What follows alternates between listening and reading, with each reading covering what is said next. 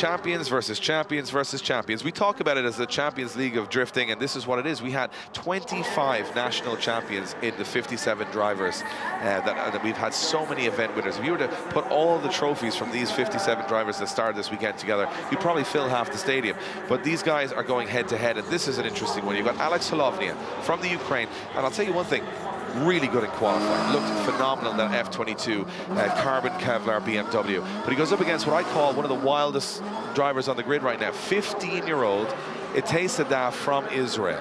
An Israeli driver took down Jack Shanahan in the last event in Germany, and Ian, our mouths were open. 15-year-old beats the current championship leader and knocks him out. And here's some other interesting facts. Any driver that's entered a round this year as the championship leader has not left as the championship leader. Conor Shannon looking to break that curse, I guess, tonight. But Itay Sadeh, he's on bonus time here, and he's gone up against another heavyweight in Ukrainian Alex Holovnia. Well, I've got some news for you, because our lady on the ground, Mrs. Becky Evans, has just messaged me and said, Itay Sadeh has just said to her, the car's not 100%, I'm not sure it'll even work for the run. Well, we were talking about this, you know, during practice and qualifying.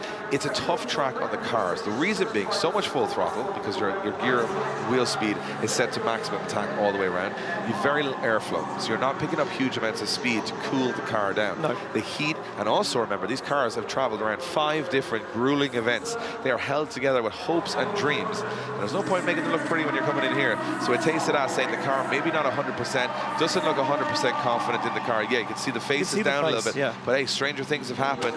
As Itay Sadeh now will take on Alex Holovnia. And Alex Holovnia, he could be a shark in the water tonight. He is a guy that once he's on form, very hard to stop. Certainly so. When he sits in the lead position, you can see Itay Sadeh now creeping up, looking to jump that start line, which he can do as the chase driver come through. And look at this already, Itay Sadeh trying to find the back bumper of that F22 BMW. As they fire through, they pick up the inside zone. And now Itay Sadeh looks like the car's working 100% as he jumps onto the back bumper, onto the door. Alex Holovnia gets into that long outside zone form, but he tags the wall, he upsets the line. You can see Itay, though, way from that wall, out on the line, trying to shortcut the circuit, trying to gain some proximity back.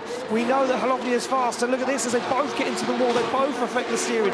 Now Holovnia starts to pull away, but he's in the wall multiple times. I was just about to say, he's taking too much out of that. Holovnia has smashed the wall over the finish line. That's damage to the car. Bad, and I'm going to explain that to you if you're a new time, or first time Drift Masters viewer, that there's no, breaks or 5-minute rules here or way to go fix the car. You have 2 minutes to get back to the start line, and I'm thinking Alex Holovnia may not be able to go back to that start line. He has smashed the wheel on that car, and look at that transition from Itay Sadeh, was absolutely outrageous on the inner zone. That said, he cuts a lot of track to get there throughout the rest of the run. Looks to me like he's down a little on pace. Holovnia hits the wall quite a few times over this run, but it's over that finish line. He's done damage to the car. You can see bits of the wheel flying off, justifying the 5 empty seats, or 5 empty rows around the stadium for debris and those catch fences. But I have a feeling that Alex Holovnia may not be able to continue here because of damage to the car. Watch, that's pieces of the wheel flying up into the air.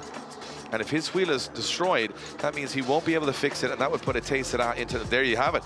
Facts and figures on the screen for you guys. Bent suspension, broken wheel, and a debeated tire. For me, that would put Alex Holovnia out of competition, even though he had the advantage, I would imagine, from that run. That's the kind of night we're having, as Itay Sadeh now sits unconfident at the first run. Now it looks like he's going to take an automatic win here. Well, I mean, yeah, look, 5 minutes ago he's telling Becky that I don't think the car's even going to make it round. Now he sits in a position where he's into the top 16 automatically, because he doesn't have an opponent, bowed out of competition.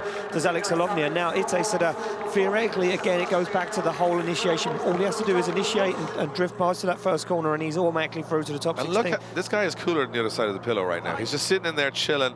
I just beat massive Ukrainian champion Alex Holovnia. I'm just going to do a little initiation and just wave to the fans, because, I'm 17 from Israel, standing in front of the main event later on, 53,000 people in your first year of professional drifting. Not a bad way to start, right? No, I mean, it's a pretty big bonus. Well, here he goes off the line, Dave, and Itay Sadeh, all he needs to do in the judges' eyes is fulfill this initiation and drift the first corner, and it looks like he's going to nail that. And Itay Sadeh takes a step into the top 16, and I think he's going to put on a bit of an exhibition show here, Dave. Oh, wow!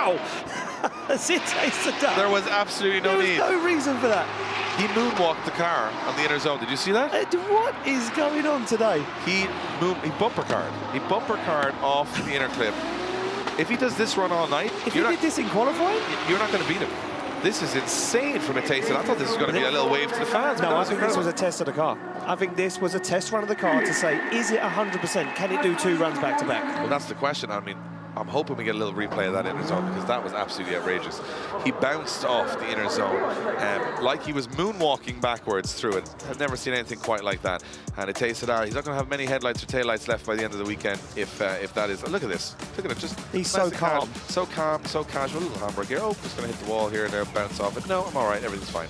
So watch this. He moonwalks the car. Watch the language of the car here. He goes in, car goes backwards, and then he goes forwards again. So not only are we defying what we thought drifting was, we're defying gravity. Defying gravity. The laws of physics have been blown out the window Throw them out tonight. the door. I saw someone put them in the bin over there on the front row. They said, no, physics, don't need them tonight. So Itay Sadeh is going to get the official win here as the 17-year-old Israeli driver will go through to our top 16. It's made official. He has a quick look under the car and says, yeah, I hit that off the wall with the front end. But I mean, look at the turn of forward. I mean, that's a tail of the tape for the rest of the night. Just you can't take your eyes off it because you think it's going to be such a predictable night. It is going to